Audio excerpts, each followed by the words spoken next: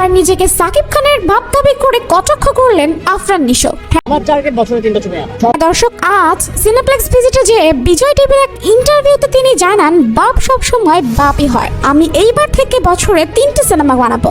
নিজেকে বাপ বলায় সকলেই তাকে নিয়ে ট্রল করছে। ইতিমধ্যেই সকলেই বুঝে গেছে আফরান নিশো কাকে উদ্দেশ্য করে এই কথাগুলো বলেছেন। সাকিব খানের মতো সুপারস্টারের সাথে যদি আফরান নিশোর মতো 2টা সিনেমা করা নায়ক নিজেকে তুলনা করে তাহলে ভক্তদের রাগ হওয়াটাই স্বাভাবিক। কেননা আমাদের মেগাস্টার বিগত 25 বছর ধরে একটানা ইন্ডাস্ট্রি হিট দিয়েই যাচ্ছে। অন্যদিকে আফরান নিশো যিনি কিনা নাটকে এবং ওয়েব সিরিজে হিট দিয়েছে তারও ভক্ত অনুরাগী কম নয়। তবে একজন নায়কের আরেকজন সুপারস্টারকে নিয়ে এমন কটাক্ষ কেউই মানতে পারছে না। শুধু এইবারই নয়, 2023 সালের সুরঙ্গ সিনেমা থেকে শুরু হয়েছে আফরান নিশোর সাকিব খানকে কটাক্ষ করা। আর তাই সকল সাকিবিয়ান আবারও আফরান নিশোকে বয়কটের ডাক দিয়েছে। মেগাস্টার কিছু বলে না বলে তার নামে ভিউ বাণিজ্য করাকে সাকিবিয়ানরা একদমই মেনে নেবে না। তো দর্শক, আপনারা কি বলতে চান আফরান নিশোকে? অবশ্যই মিস সুপারস্টারের পাশে দাঁড়াবেন। আর